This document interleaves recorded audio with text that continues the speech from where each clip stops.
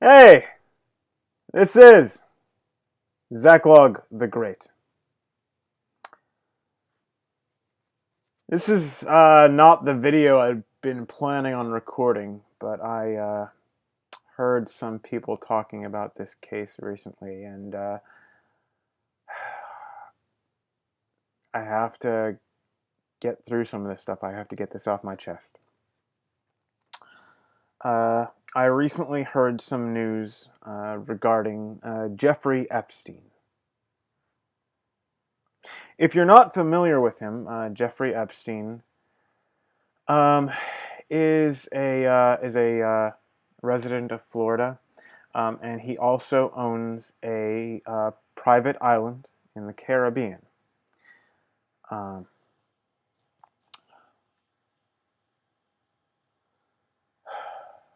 on this private island, he is alleged to have sexually abused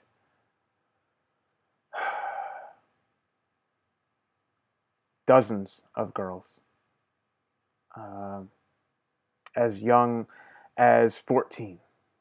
And there are several that came forward and were willing to actually testify. Um, he's had some very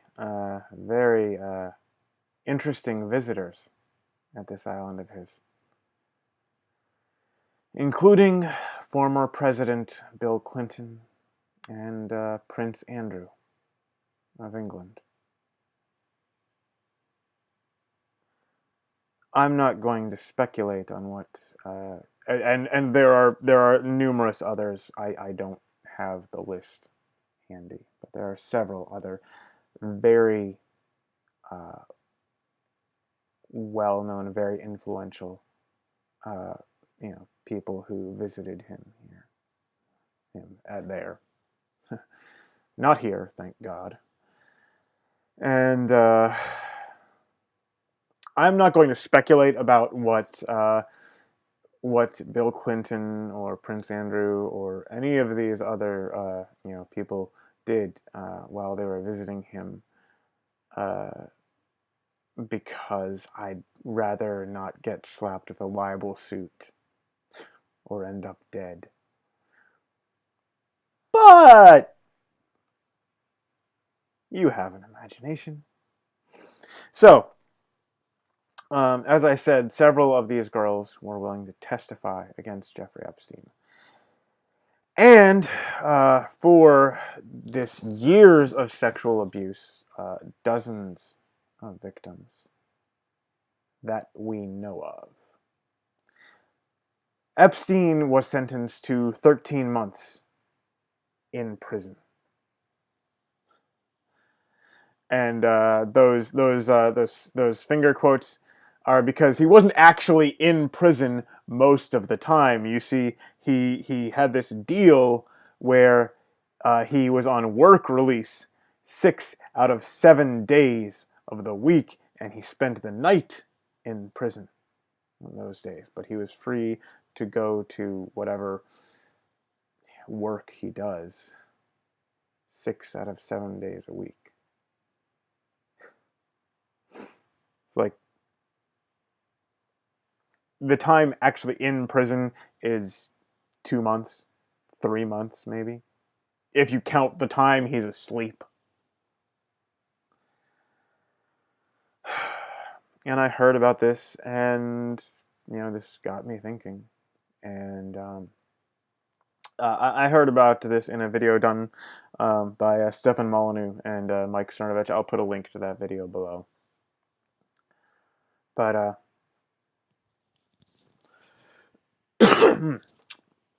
excuse me, getting over a cold. And I heard about this, and it got me thinking about David Asimov, the son of the late great science fiction author Isaac Asimov, who was caught with what police described as the largest collection of child pornography they've ever seen. David Asimov was sentenced to 6 months home detention, 3 years of probation. And I thought about the wonderful people of Hollywood, our moral betters who are constantly, telling us how we should live our lives and how bad we are if we don't agree with them about every little political cause they get involved in, and how they still applaud Roman Polanski, and about the claims against Bryan Singer and Kevin Spacey. And I thought about Bill Maher,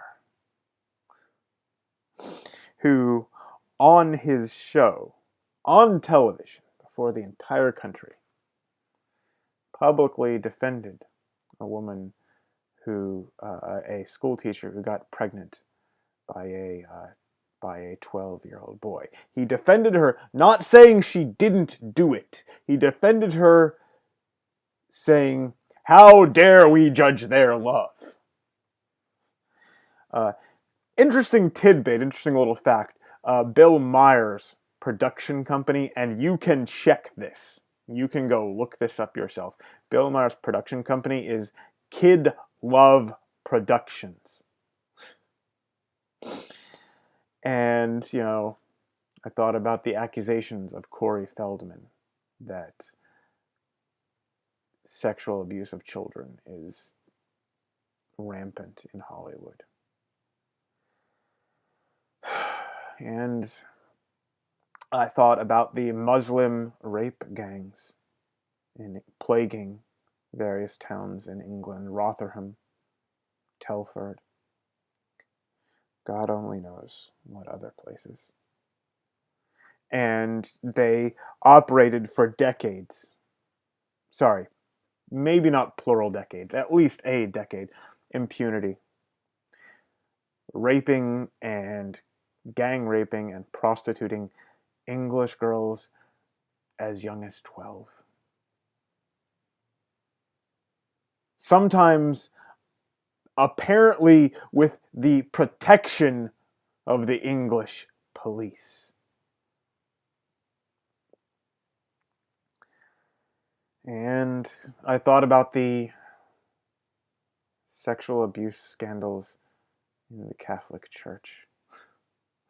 Yes, let's bring openly gay men into the priesthood. Who could have guessed that we might some decades later develop a problem with pederasty? Totally surprised. This is my shocked face. And similar problems are in the public schools of the United States. And I look at all these things and I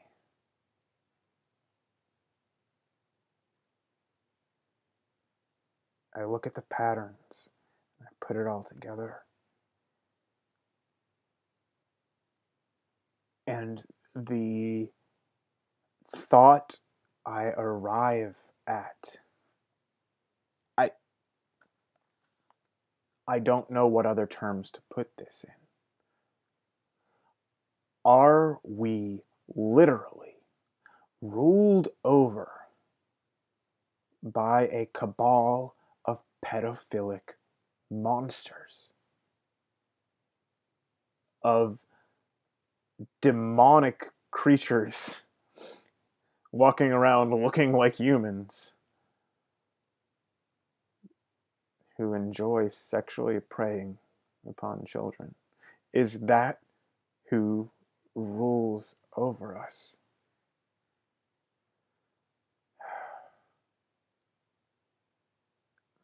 I shouldn't be surprised. I really shouldn't be surprised by this. I'm a Christian, and the Bible tells us in 2 Corinthians, in 2 Corinthians 4:4, it speaks of the God of this world, or the God of this age,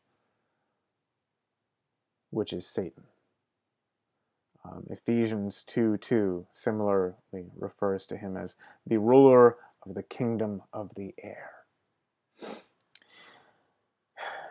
In Jesus' temptations in the desert, in Luke chapter 4, verses 5 to 7, Satan, shows him the whole world, and he says, shows him the kingdoms of the earth, and he says, "This is mine, and I will hand it over to you if you will bow down to me."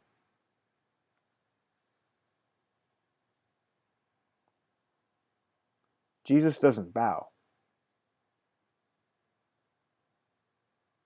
But Jesus also does not contradict that claim. Jesus does not say, "No, these aren't yours, that's ridiculous."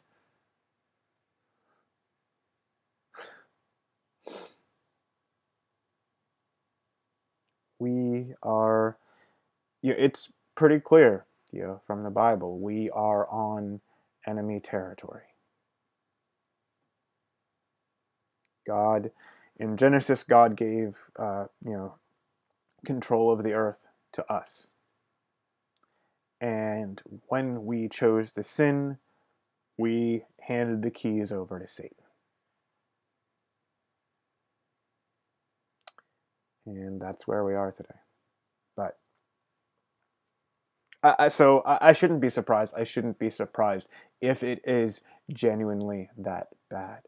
If we are literally ruled over by a by a cabal of pedophiles.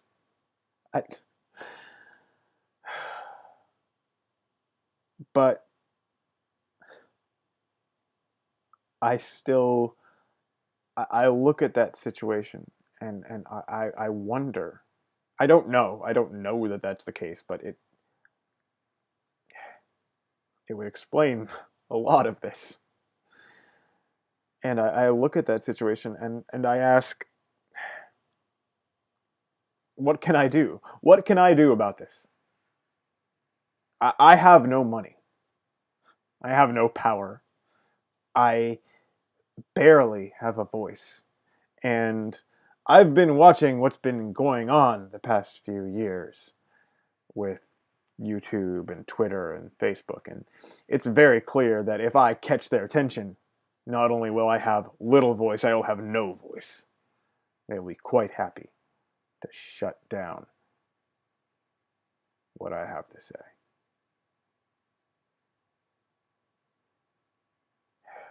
And so, what can I do about this? Can I even with certainty protect my own children?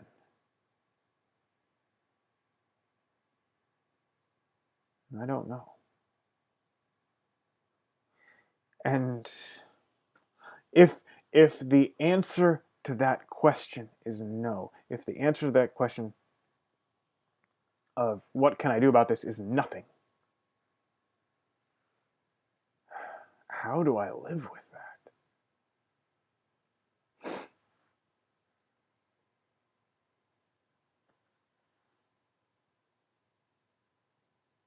Like I said, if this is the case, if this is actually how the world is run, it kind of does answer some questions.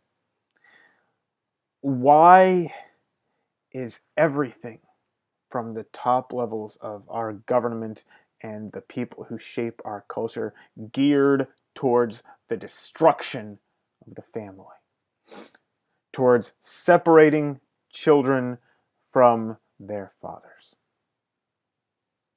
Well, the statistics are quite clear. Uh, Children who do not have their father in the house are many, many times more likely to be subject to sexual abuse.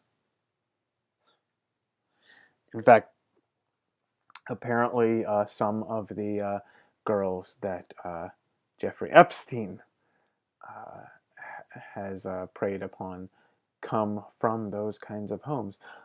Well, why is everything apparently geared to destroying the families and denigrating fathers? Well, you you get dad out of the house, and those those girls and boys are so much more vulnerable.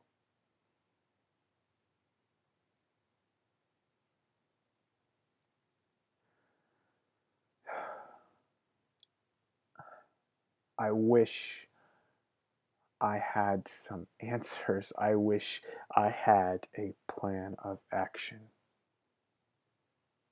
I wish I could do something myself, or I could tell you what to do to change this. But I have no idea. And maybe I'm wrong. Maybe I'm seeing bits and pieces and I'm putting together a pattern that does not exist. It's possible. But maybe I'm entirely right. And how do we deal with that?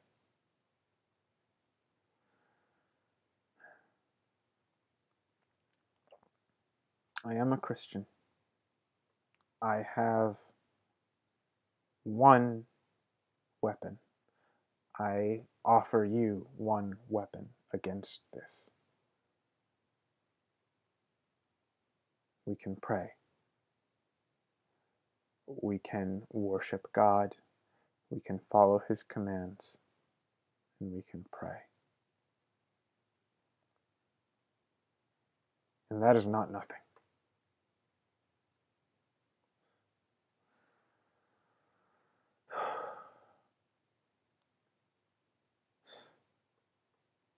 It's quite a bit, in fact. But sometimes it doesn't feel that way.